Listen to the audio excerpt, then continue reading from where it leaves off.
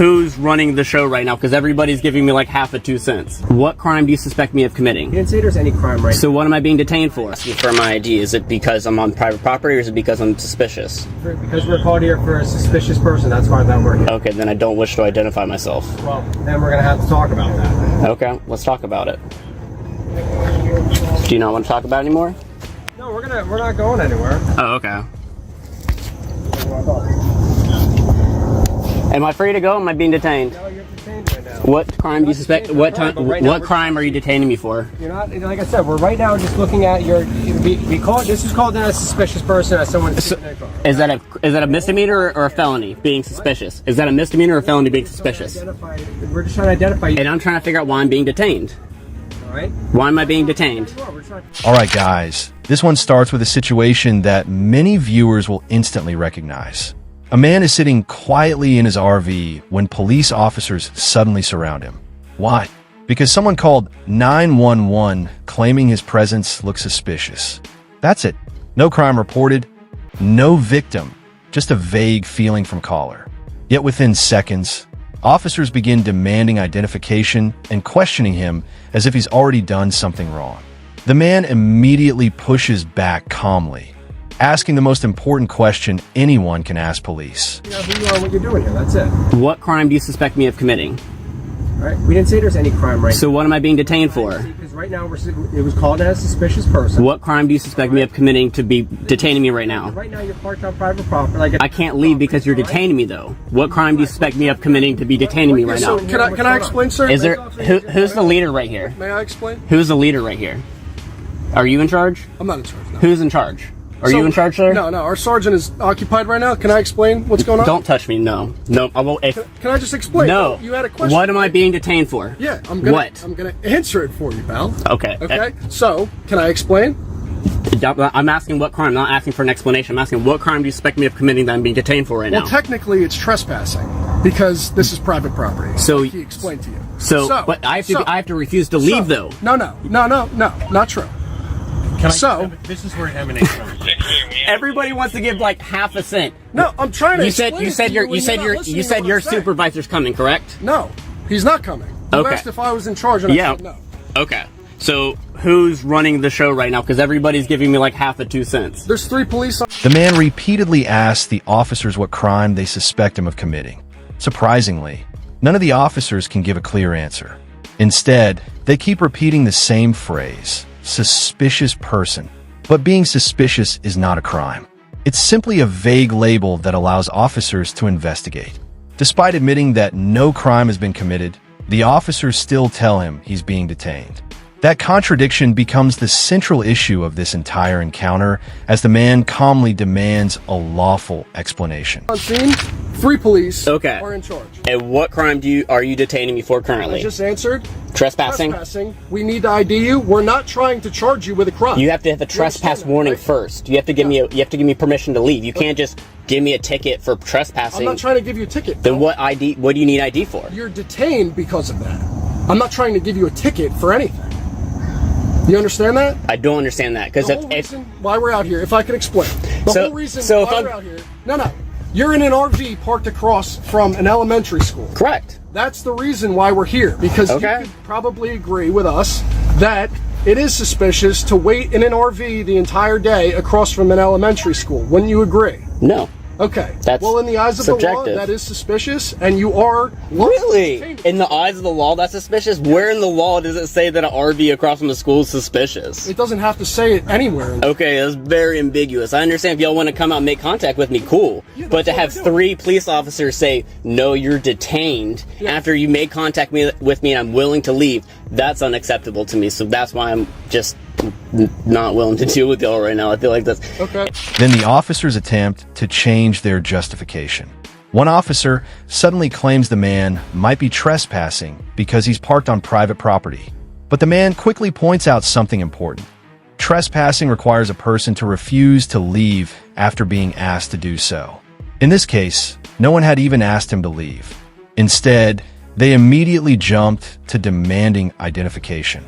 Once again, the explanation falls apart. and the man continues pressing the same simple question about what crime justifies detaining him. If you're, I'm trying to explain it to you. well, I mean, what's your end goal here of being here? Do you want me to stay or leave?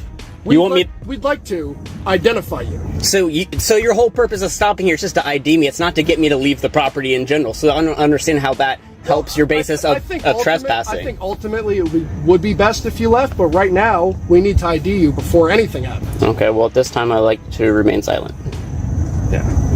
I'm just here because I'm a school officer and the school called. That's all. Okay, I apologize. I don't know if you were working all day, but no one came by to make contact with me earlier. I was here and they saw it. Okay, yeah. To my point, there's no trespassing signs in front. No, I get it. My experience, we've had people over here, and I'm not even accusing this. I've had guys taking pictures of kids. We've had sex offenders around. I'm not even on I don't even want to. Okay, I don't want to talk to you anymore. Okay. Call me a pedophile. No, I didn't. Disgusting. You have get out of here. Freaking disgusting. Have a gun on your hip. I don't consider you a murderer. Ridiculous. Wow. I don't wish to answer any questions. Well, As the conversation continues, the officers begin introducing more alarming suggestions. They say the RV is parked near an elementary school and imply that people in similar situations have taken pictures of children in the past. The implication is obvious, and the man immediately calls it out. Being indirectly compared to a predator simply for sitting in a vehicle is something he refuses to tolerate. He firmly shuts that down and tells the officers he no longer wishes to answer any questions.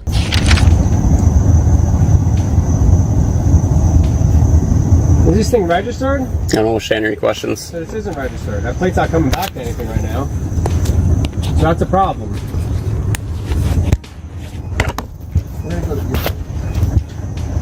Am I still being detained? Can I request the sergeant come out? He's a little bit busy right now, but we're just trying to... So am I not able to request a sergeant? Sure, but he's busy. Okay, I would like to request a sergeant then, please. Right. But we still got to figure this out. Okay, can I still, is that gonna hinder from me requesting a... No, we can Okay. have a supervisor. It's just going to be a little bit. Okay, before he's requested or before he comes out? He comes out. Okay, that's fine. Can we go ahead and request him then?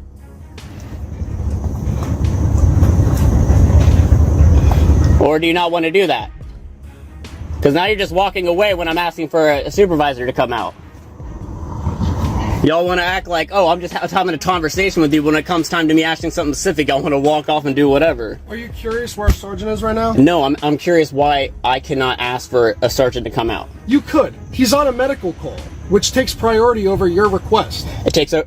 Even after the man clearly states he wants to remain silent, the officers keep pushing. They start running the license plate on the RV and claim the registration isn't returning properly in their system. At the same time, he requests a supervisor to come to the scene. Instead of immediately honoring that request, the officers delay and continue trying to pressure him into providing identification voluntarily. The situation slowly turns into a standoff where neither side is willing to back down. My request, my rights. I'm just asking to... Y'all are crazy. No, like, okay. you could ask and we could say no. Okay, then say no. He's saying yes, but then walking away. Yeah, well, he's on So that's why my response is like, how are you going to say yes and walk away? And then you get all defensive. He's on a medical call. If he would have said that, cool. But he didn't say that. I'm not defensive about anything. Well, y'all are detaining me, so you're very defensive. I'm not. I'm doing my job. You're not doing, in my opinion, you're not doing, yeah. You can have any opinion you want. Yeah, okay. At the end of the day, we are doing our job. Okay. Well, you're still talking about me about whatever. Whatever opinion you want. That's fine. What do you do for a living? Are you in law enforcement? I do not wish to answer any questions, and at this time I'm going to remain silent. That's fine. You have somewhere to be? Again, I wish to remain silent at this point. I'm not... Okay. No, because what I'm saying to you is, like, we could totally get you on your way if you could just provide us your information. You'd be on your way in 2 minutes. I don't believe... That's the only missing piece. I don't believe I've committed any crime to be warranting me to ID myself. I feel like criminals have to ID themselves.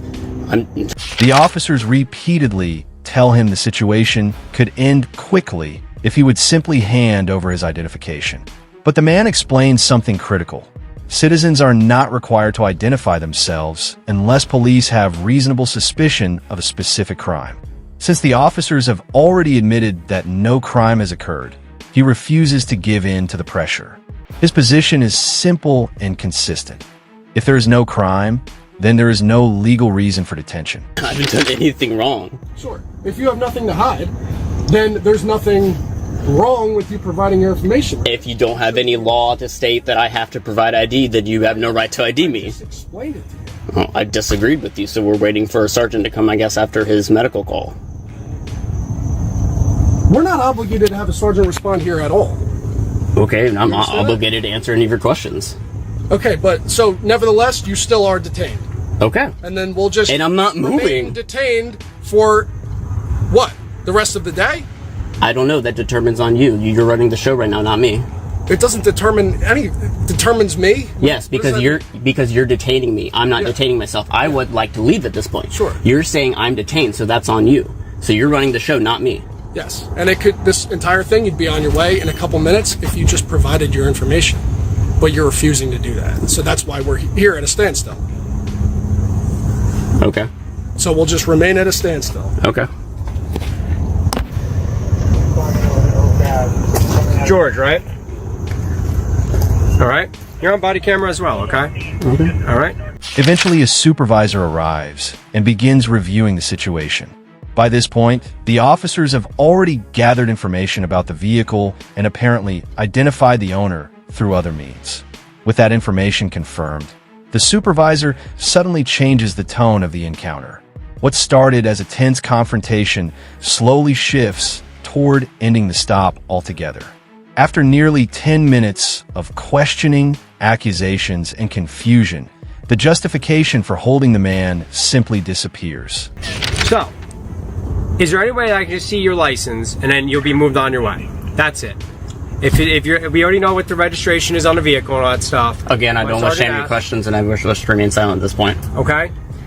But listen, right now you're on township property. That's what we're talking about. And we're just asking just for your driver's license. That's it.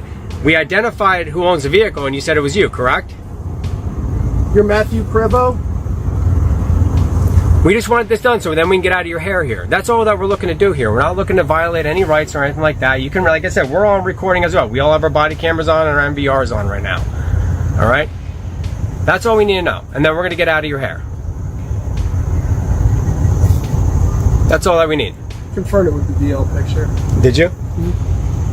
All right, so I don't really know what the big deal is here, but you can So go. I'm not longer being detained? No, we finally identified. Excellent. Thank you very much. Just like that, the officers finally tell the man he's free to go. The detention ends with no citation, no arrest, and no crime. This encounter highlights an important lesson about standing your ground calmly and respectfully. The man never raised his voice, never became aggressive, and never backed down from asking the key question: what law did I break? Knowing your rights can make the difference between intimidation and accountability, and that's exactly what viewers witnessed here today.